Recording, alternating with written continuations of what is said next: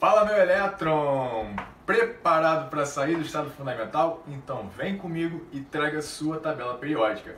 Hoje a aula é sobre tabela periódica e nada melhor, para falar de tabela periódica do que fazer um breve histórico. A tabela periódica atual, essa aqui, bonitinha desse jeito, coloridinha, nem sempre foi assim. Em 1824, um cientista chamado Dobenheim, utilizando os elementos químicos existentes naquela época, ele agrupou os elementos em 3, introduzindo a lei das tríades. O que diz a lei das tríades? Diz o seguinte: a massa do segundo elemento seria a média aritmética das outras duas massas, Então, como exemplo, galerinha, temos aqui o lítio, sódio e o potássio. Lítio com a massa atômica 7 unidades de massa atômica e o potássio com 39 unidades de massa atômica. Então a massa atômica do sódio seria a média aritmética dos outros dois elementos. Então 7 mais 39 dividido por 2 daria 23 unidades de massa atômica. Só que, galerinha, essa ideia do Dobenheim, de agrupar os elementos de 3 em 3 não perdurou por muito tempo. Por quê? Porque ele não conseguia agrupar dessa mesma maneira que eu coloquei aqui, todos os outros elementos existentes naquela época, beleza? Em 1860, um cientista chamado Jean Courtois, ele era geólogo, ele introduziu a ideia do parafuso telúrico ou espiral telúrico. O que diz essa ideia? Ele diz que os elementos químicos estariam organizados em ordem crescente de massa atômica em um grande espiral telúrico. E os elementos químicos estivessem no mesmo espiral, na mesma coluna do espiral, teriam o quê? Propriedades químicas semelhantes. Então, planifiquei aqui essa espiral. Coloquei o nitrogênio, fósforo, carbono com silício, o boro teria a mesma propriedade química do alumínio, o berílio do magnésio, o lítio do sódio, o flúor do cloro, o oxigênio do enxofre. Elementos seriam organizados em ordem crescente de massa atômica ao longo de um cilindro. Mas, galerinha, essa ideia aqui do parafuso telúrico de Jean Courtois também não perdurou por muito tempo, pois ele não conseguia agrupar todos os elementos químicos na forma de um espiral cilíndrico existente naquela época. Ele conseguia agrupar só até o átomo de cálcio, e os outros elementos ele não conseguia essa ideia. Bom, em 1865, um cientista chamado Newland, ele também era músico, ele introduziu a ideia da lei das oitavas. Bom, o que diz essa lei?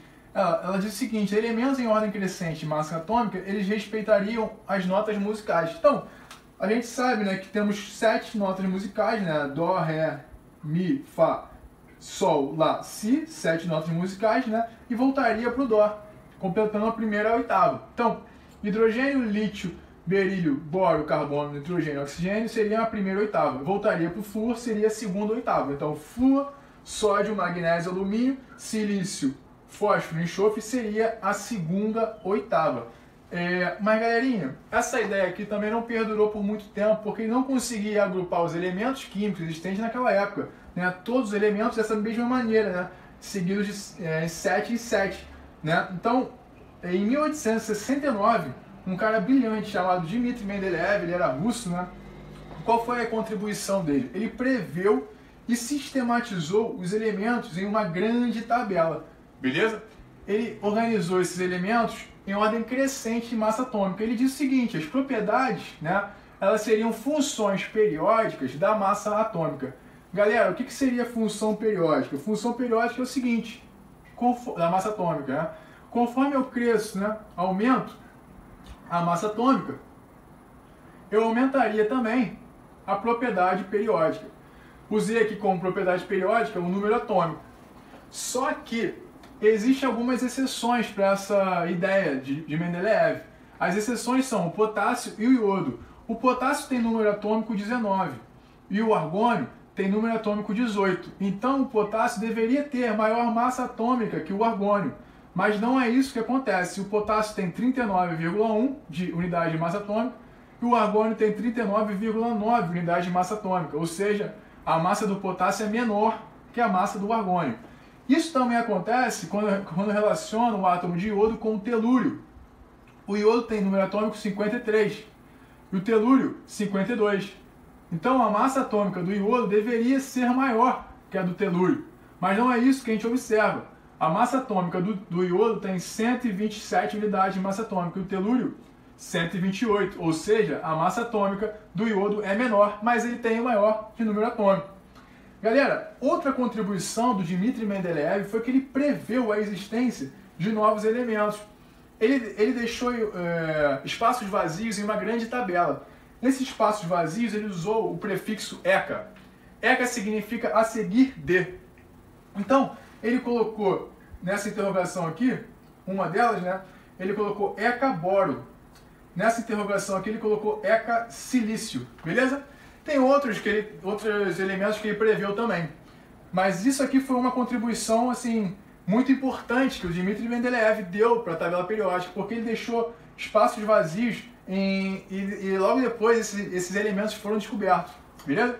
Galera, em 1895, um cientista chamado Heilig, ele contribuiu da seguinte maneira para a tabela periódica. Ele percebeu que amostras do nitrogênio, do ar atmosférico, né, apresentavam densidades diferentes do nitrogênio obtido por reações químicas. Então ele conseguiu sintetizar, né, ele conseguiu extrair do ar atmosférico o argônio, do nitrogênio do ar atmosférico o argônio. E aí ele descobriu, né, os gases nobres. Então essa foi a contribuição de Heilig, né, para a tabela periódica, a descoberta dos gases nobres. Lembrando que o nome gases nobres tem esse nome, né, porque eles apresentam baixa reatividade, né. Galerinha, o tempo foi passando, né, teve a descoberta dos prótons, né, pelo experimento de Rutherford, né, cerca de 1911, descoberta também dos isótopos, né, e em 1913 um cientista chamado Moseley, né, ele disse o seguinte: os elementos eles teriam que ser organizados na tabela periódica em ordem crescente do número atômico. Bom, por quê? Porque já tinha descoberto os prótons, né, e os isótopos. Então pensa o seguinte, vamos lá. Temos os isótopos do hidrogênio na natureza. Nós temos o próton,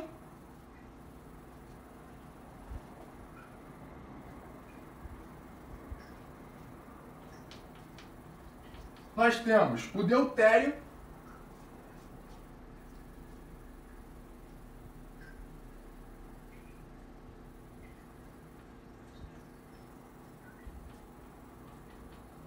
e nós temos, galerinha, o trítio.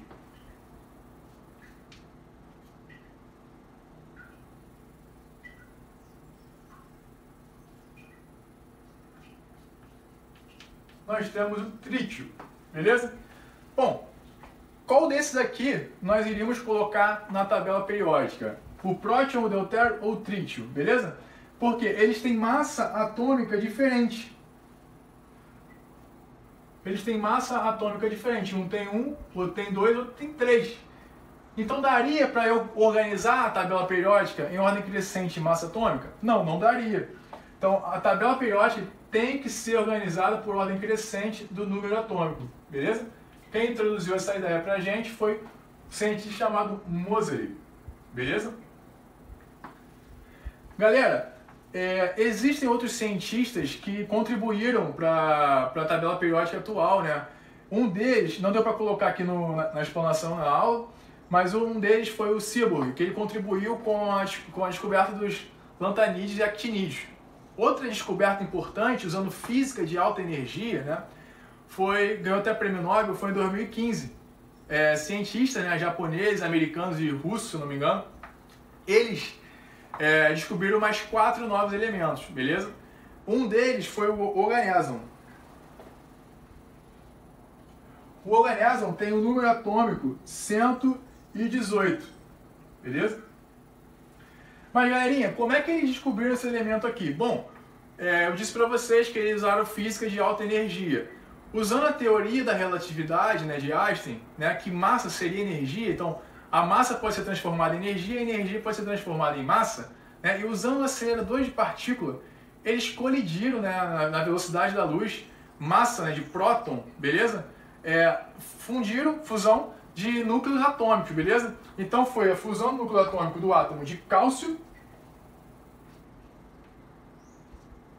com o número atômico 20 mais a Califórnio, com o número atômico 98, beleza?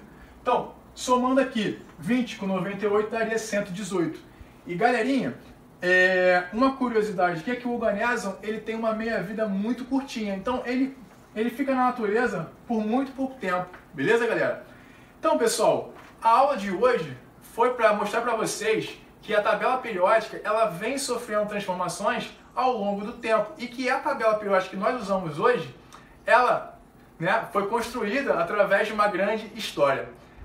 Valeu galera, muito obrigado por assistir o vídeo, até a próxima!